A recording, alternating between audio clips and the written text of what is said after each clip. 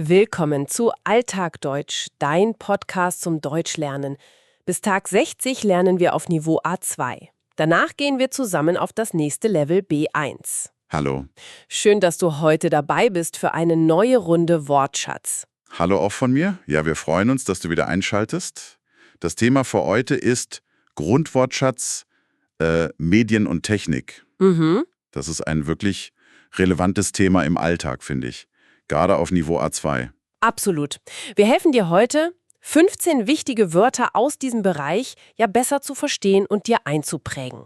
Genau. Unser Ziel ist, dass du am Ende diese Wörter nicht nur kennst, sondern vielleicht auch schon in einem eigenen Satz verwenden kannst. Lass uns direkt loslegen. Ja, machen wir.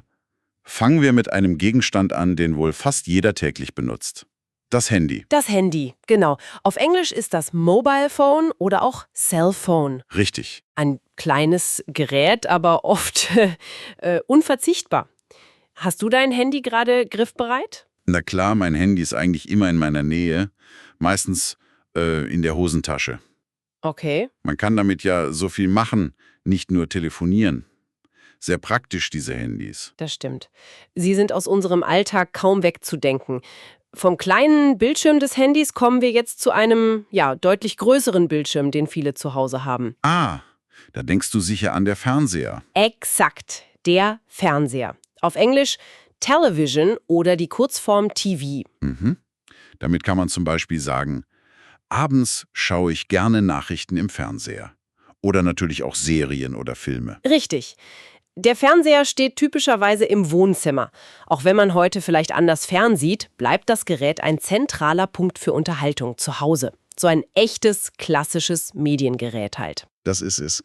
Und wenn wir schon bei wichtigen Geräten für Information und Unterhaltung sind, darf eines nicht fehlen, besonders für Arbeit, Studium oder auch zum Spielen, der Computer. Der Computer, ja. Das Wort ist international, auf Englisch heißt es auch Computer. Viele Berufe erfordern heute die Arbeit am Computer. Ich zum Beispiel verbringe viele Stunden täglich davor. Ich arbeite am Computer, ist ein ganz typischer Satz. Das kenne ich gut. Für viele ist der Computer das Hauptwerkzeug bei der Arbeit oder auch wichtig für das Lernen und die Recherche.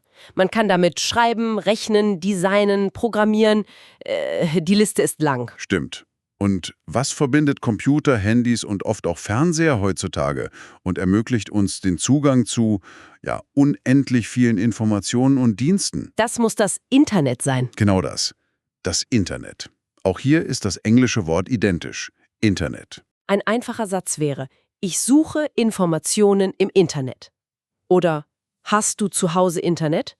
Wichtige Frage heute. Guter Punkt. Ohne Internet fühlen sich viele heute, aufgeschmissen. Ja. Es ist für Kommunikation, Information, Unterhaltung und so vieles mehr einfach zentral geworden. Eine wirklich wichtige Technologie. Definitiv. Bevor das Internet aber so verbreitet war, gab es ein anderes wichtiges Medium, um sich über das Weltgeschehen zu informieren. Meistens auf Papier gedruckt. Ah, da meinst du bestimmt die Zeitung. Richtig, die Zeitung.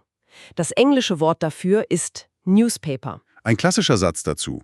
Mein Vater liest jeden Morgen die Zeitung beim Frühstück. Das gibt es immer noch, auch wenn viele Nachrichten heute online gelesen werden. Ja, das stimmt. Manche schätzen das Gefühl, eine echte Zeitung in der Hand zu halten. Hat irgendwie eine andere Qualität als das schnelle Lesen am Bildschirm. Das waren jetzt 5 Substantive, also Nomen. Lass uns nun zu einigen passenden Tätigkeiten kommen, also Verben. Was ist eine der Hauptfunktionen des Handys, auch wenn wir es heute für viel mehr nutzen? Die ursprüngliche Funktion war ja das Telefonieren. Genau, das Verb ist telefonieren. Auf Englisch heißt das to make a phone call. Okay. Und wichtig bei Verben ist auch die Vergangenheitsform, das Perfekt. Bei telefonieren lautet es hat telefoniert. Im Präsens, also in der Gegenwart, könnte man sagen, ich muss dringend mit meiner Kollegin telefonieren. Und wenn du erzählen möchtest, dass du das gestern getan hast, sagst du, ich habe gestern lange mit meiner Freundin telefoniert. Ein sehr alltägliches und nützliches Verb, finde ich. Absolut. Und wenn wir schon beim Internet waren, was machen wir, wenn wir auf verschiedenen Webseiten unterwegs sind? Vielleicht ohne ein bestimmtes Ziel, einfach um zu schauen, was es Neues gibt. Dafür gibt es das Verb surfen. Nicht auf dem Wasser mit einem Brett, sondern im Internet. Stimmt. Surfen im Internet.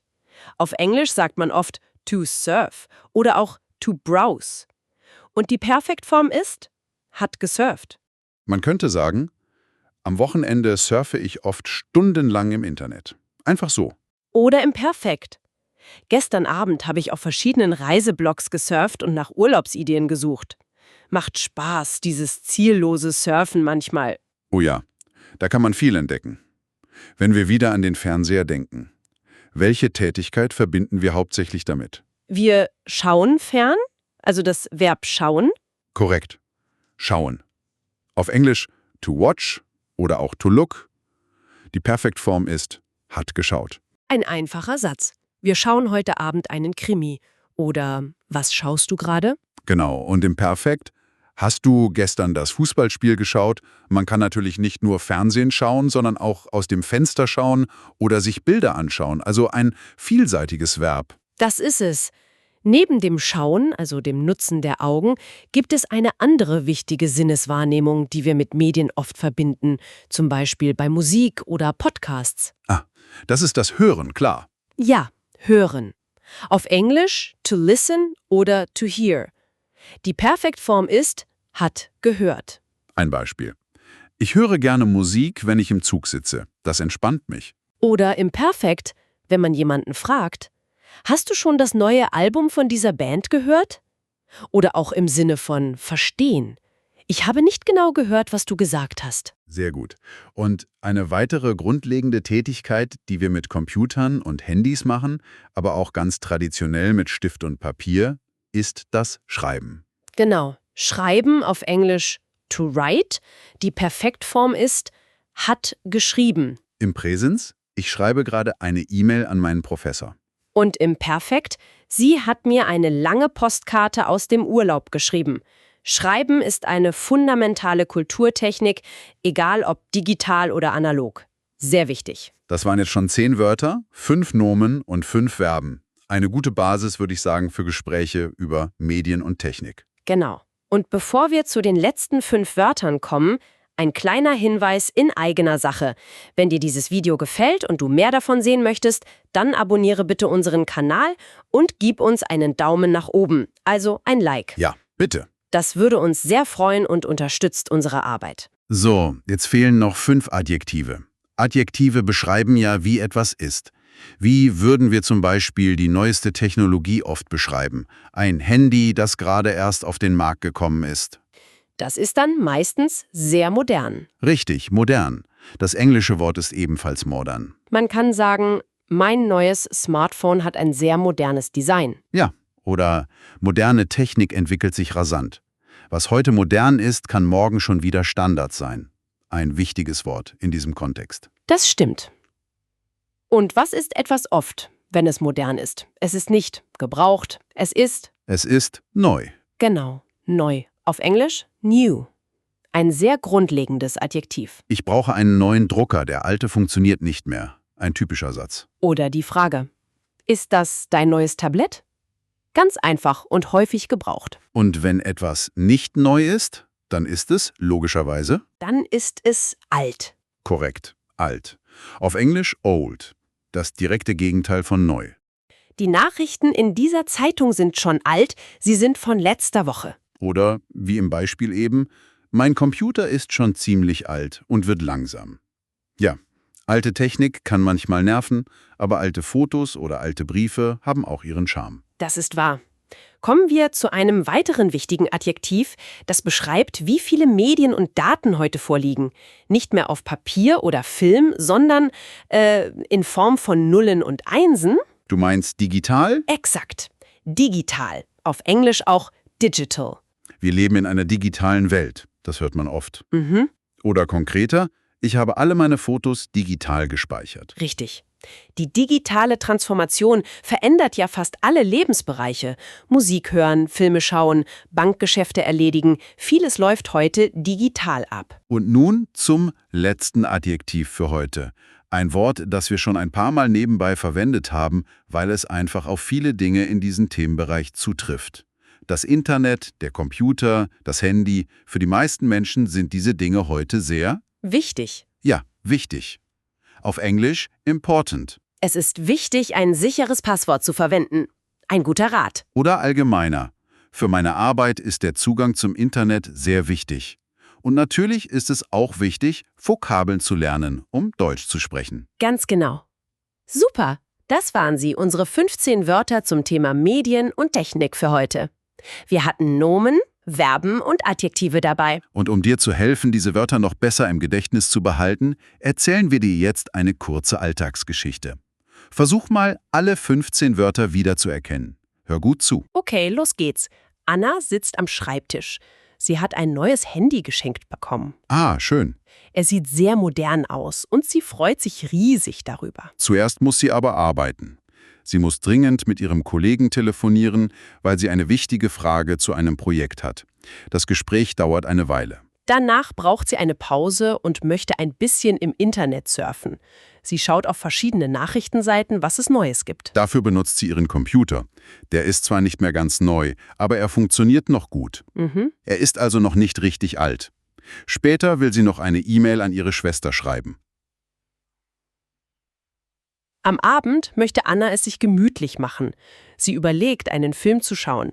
Sie schaltet den Fernseher ein, aber das Bild flimmert komisch. Der Fernseher ist wohl doch schon etwas alt.